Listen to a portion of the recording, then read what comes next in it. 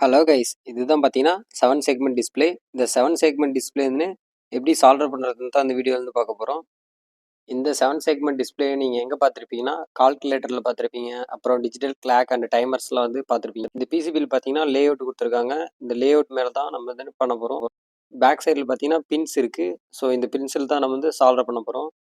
இந்த 7 செக்மெண்ட் டிஸ்பிளேல பார்த்தீங்கன்னா டோட்டலாக பார்த்தீங்கன்னா 12 பின்னு இருக்குது. இந்த டாட் வந்து கீழே இருக்கிற மாதிரி பார்த்து தான் நீங்கள் வந்து சால்டர் பண்ணணும். பின்ஸ் கொஞ்சம் ரொம்ப டைட்டாக இருக்கும். ஸோ அதனால் நீங்கள் வந்து கரெக்டாக தான் வச்சு ப்ராப்பராக வச்சு இன்சர்ட் பண்ணிடணும். ஸோ அப்படியே ஹோல்டு பண்ணிவிட்டு பேக் சைடுலேருந்து திருப்பிக்கோங்க.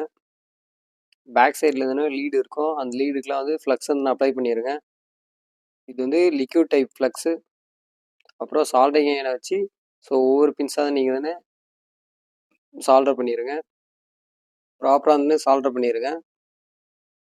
பின்ஸு பக்கங்கிற ரெசிஸ்டர்லாம் எப்படி சால்டர் பண்ணுறதுன்னு சொல்லிட்டு நான் அடுத்தடுத்த வீடியோவில் வந்து நான் அப்லோட் பண்ணுறேன். ஸோ எல்லா பின்னையும் வந்து ப்ராப்பராக சால்டர் பண்ணி முடிச்சதுக்கப்புறம் எக்ஸ்ட்ரா இருக்கிற லீடெல்லாம் வந்து கட்டரை வச்சு கட் பண்ணிடுங்க. எலக்ட்ரானிக்ஸில் நீங்கள் இன்ட்ரெஸ்டடாக இருந்தீங்கன்னா இந்த வீடியோ வந்து உங்களுக்கு ரொம்ப ரொம்ப யூஸ்ஃபுல்லாக இருக்கும். ஃபைனலி பார்த்தா சால்டர் பண்ணி முடிச்சாச்சு. ஸோ இந்த பிசிபி தான் வந்து எல்லா காம்பவுண்ட் வச்சதுக்கப்புறம் பார்த்தீங்கன்னா பிசிபி இப்படி தான் இருக்கும்.